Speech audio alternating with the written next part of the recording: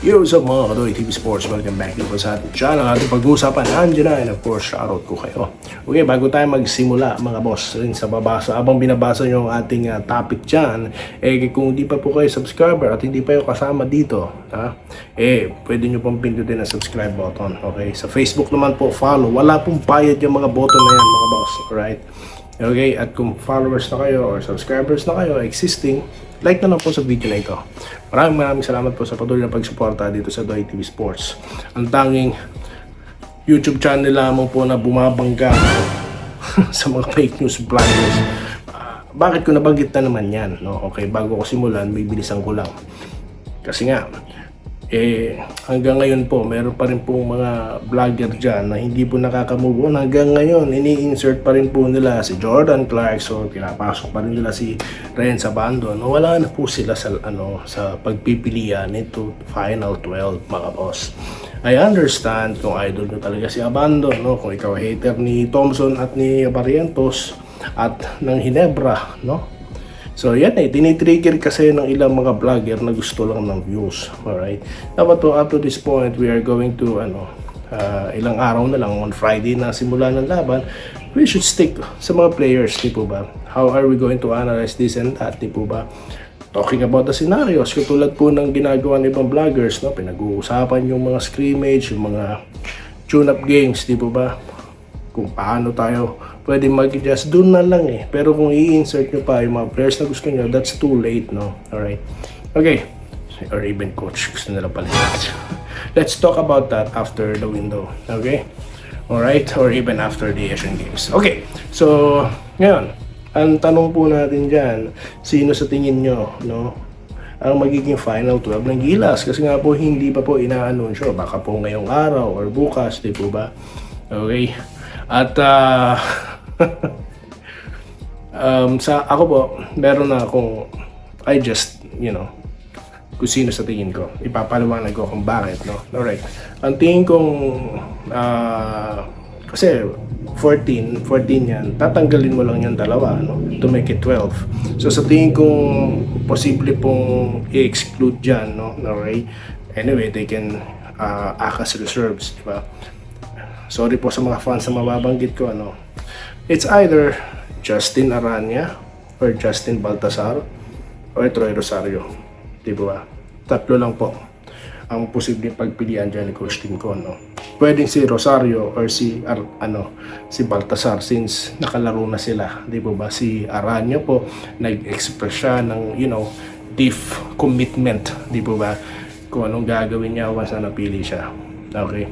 At parehas din naman ang laro nilang tatlo. May tira sa labas, di po ba? Yun na nga lang, I found Aranya as much dominate, no?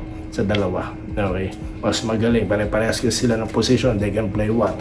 Number 5, number 3. Okay. Bakit ko nabanggit silang mga big man? Kasi nga po, they don't expect Kai to join the lineup. That's why they expanded yung pinagpipilian for the bigger man slot, di po ba? Or big man slot. Okay, ngayon nandiyan na si Kai, automatic, malaki po ang posibleng tanggalin nila dyan. Okay? Dahil ang dami na po nila, yung mga frontline nila, imagine, we're talking about first time po AJ Edu and Kai Soto, di po ba? Then, of course, meron ka pang retiring John Marpaharto. Kinuha siya hindi para maging palamuti dyan. For sure, meron siyang playing time dyan under Coach Tim Con system, di ba? Alright? Tapos meron ka pang promising Carl Tamayo. So malalaking players ito. Hindi mo pwedeng itong pagsabay-sabayin. Di ba ba? And knowing Coach Tim Cone, short rotation lang siya. Depende po sa takbo ng laro, no? At sa senaryo. Okay? Alright? At yun, ang aking isa palagay dyan. Kayo, sino sa tingin nyo? Let me know in the comment section, mga boss. Okay? Alright, dito naman tayo sa mga pinapakalat pa rin po ng mga vloggers, no? Alright. Of course, mawala naman mukha yung mga yan. Tinatago lang daw si Justin Pro. Alam nyo, you cannot announce, no? Alright. Officially announce na this player is not going to join the team. Tapos bigla mo siya ilalabas. You cannot do that, mga boss. Alright. Wala na po tayo sa mga era na nagtatago pa tayo ng mga players, no? Tapos ilalabas. No? Wala na po yung ganun, no? Okay. Dahil ang scouting po, no, napakalawak na yan. Okay. And you cannot make a false declaration, di po ba? That's no. Kaya po sa mga mapapaniwala niyan, ngayon pa lang, for sure, alam ko may magtatanong sa atin, okay? Wala pong katotohanan yung reports na yan, okay? At yung ilang pa po mga issue about kay Justin Brown, ditantan na po natin yan. Let's all focus sa all Filipino po na Gilas Pilipinas, and let's all wait, no, kung sino ang final 12, alright? Ang aking pong binanggit lang dyan, aking sariling pag-analisa, no, or sarili kong, I always thinking, no, yung mga scenarios. Okay, let me know yours, mga boss. Comment na at babasahin natin yan sa next content natin. Okay, shoutout po tayo, mga boss. Okay. So, dito na tayo sa ating last content, mga boss. Maraming salamat po sa patuloy nyo pong pagsuporta kay Doy TV, no? Alright. Okay. Si Arnel Villar. Good day, idol. Kahit walang import, alright, kahit wala raw pong import ang Gilas, tiwala ako sa mga player ng Gilas. Okay, kaya nila yan. Pa-shoutout naman. Alright, shoutout po dito kay Arnel Villar. Okay, dito naman tayo kay Joel Loventino. Ayan, galingan po mga kabayan kahit walang import, go. Okay, Enrique Rivero. Sabi niya, good day idol to, malapit na ang laban ng Gilas. Yes, ilang araw na lang yan. Friday na po, that's 28, and Sunday 30th, no, of this month, no. Lapit na. Sir Archie Makirang, nag-iisa lang daw po siya, no. Siya po, kayo po ang unang nag-comment. Maraming salamat po, no, sa pag-comment nyo. Okay, Robert Kebjab, nag-good luck po sa port window. Roderick Rodriguez, Osdoy, pwede talaga mangyari na tambakan ng Gilas Asia ng Gilas window dahil marami na talaga magagaling na PBA players ngayon. Kaya lang mas inuna ni Tim Cone. Alright.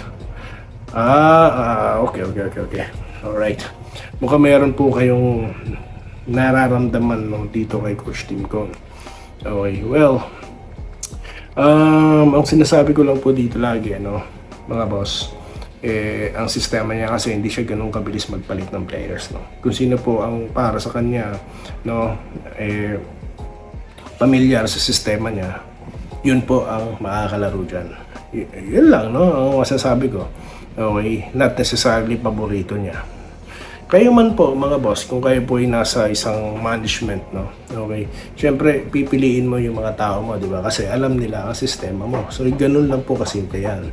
Huwag po kayo magpapadala sa mga vlogger po na puro dal-dal lang, puro ngak-ngak, na wala naman po talaga silang na itutulong, contribute, no, para sa Gilas. Kanilang naman is for their own gain, to bend out their their own agenda, di mo ba? Okay, so yun lang naman yun. Okay, natambagan sang-ayon po sa source, no, alright, ni Ginong Homer Saison. Diyan natin yan nakuha, no, yung topic natin last time na pinagkomentuhan lang natin. Okay, panoorin nyo sa kanilang podcast, no, kung gusto nyo yung kabuuan. Okay, naawa pa daw. Okay, di ko na po papansinin, meron pa po iba nagsasabi na nanalo daw, nakabawi daw, no, whatever, no, alright. Okay, kung meron kang Robert Bonney, kung meron kang Cedric Benfield, and you will let them play, no, I think possible talaga yun. Kaya tayo kay Joseph Pineda, sayang lang idol Doy at hindi makakalaro. Opo, sayang po talaga, no, dahil meron pong binanggit si Coach Tim Cone na kailangan nilang tutukan ng depensa, di po ba, sa makakalaban po nila, Iran or Jordan, di po ba? That it's so sad na, di ba nga, wala tayo naturalist player, no, enabled for him to stop that player, di po ba? So he has to rely, it's either kila KQ, di po ba, sa mga defensive players nila, no, like Thompson or New. Okay? Alright, Nate Reyes, sir, kung malaki babayaran ng SBB kay Clarkson, bakit siya kukunin?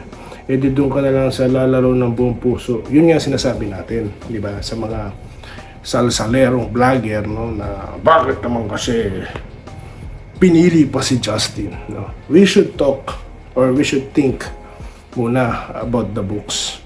Yes, nabi na ni Coach Tim Con he's considering Clarkson. Di ba? Pero, di ba, ang bagay po kasi na hindi natin lahat alam, yung negotiation, no? Yung factor niyan, yung kung paano po nine-negotiate ang player for him to play, to wear this jersey, no? Or Gilas Pilipinas. Kung anong, kung paano nila, kung magkano, yan ang number one kung kaya ba nilang bayaran, di po ba? Or whatever, kung anong deal. Okay? So, yun lang po yun. Huwag mo tayo masyadong, yan nga sinasabi ko dapat magkaroon po ng spokesperson ng Gilas para hindi po laging player or coach ang nagsasalita na binabash, no? He's trying his best to be, na magsalita in behalf of the team, tapos bandang uli siya pa ibabash, di ba? Alright. Fair boss, Gilas Asia versus Asia window para sa akin, since sinabi ni CTC na dun sa previous tune-up na hindi siya satisfied sa laro ng plan or experiment niya na pipaglaban para ma-analyze sa mga errors. Yes, yun naman talaga yan. It doesn't need to win, di ba? Alright? But to test yung mga players niya. Alright, Christian Arahan, meron atang pinalit kay RSJ ang Jordan Cabayan. Jalen Harris ata yun. Nung nanood ako ng Pauka, shoutout Doy sa next content, ganyan. Naman, mga yan, walang, okay. Alright. Nabanggit po ni Coach Tim Con yung pangalan na yan, na si Harris, that they need to find somebody to stop this player. Okay? And siguro nga po napalitan na siya ng Jordan, kasi nga wala naman po nabanggit na lalaro si RSJ, di po ba? Doon po sa Jordan. At alam naman po natin that RSJ is, nagpapagaling pa siya sa kanyang injury. At alam nyo naman, hanggat kaya nilang pabilisin ng proseso, gagawin nila, enable for their players to get ready. Iba po ang story natin sa Gilas, Many boat rides not available up to now. So sad. Pero, ganoon po talaga, Anyway, Leo Durando TV, parang di sila Pinoy, dapat sama-sama tayo. I agree with you, sir. Gilyar M. Katukod, tambak daw po. Nibolik ang Gilas at okay. Yun nga po na mababasa natin, narinig natin na si Unstoppable daw si Robert Bolick, Alright? Yun nga ang tanong, bakit siya nasa Asian, Ang mabilis kong sagot dyan, sabi ko nga, Coach Tim Con will rely, sa mga players na kabisado ang kanyang sistema. Yun lang po yan. Kaya nga si Deliano, di po ba, hindi kaagad napasama sa lineup, di po ba? Alright? Kasi nga, mas pinili niya yung mas may karanasan sa sistema niya, si RJ Barrientos. Yun lang po, simpleng sagot dyan. Alright? So yan po ang ating topic for today. Let me know your comments sa comment section below. Alright? At babanggitin ko po, babasahin ko sa ating next content. Maraming salamat po sa inyong panonood. Keep safe, guys. Salamat po sa panonood. Subscribe na para sa mga susunod na basketball at boxing videos.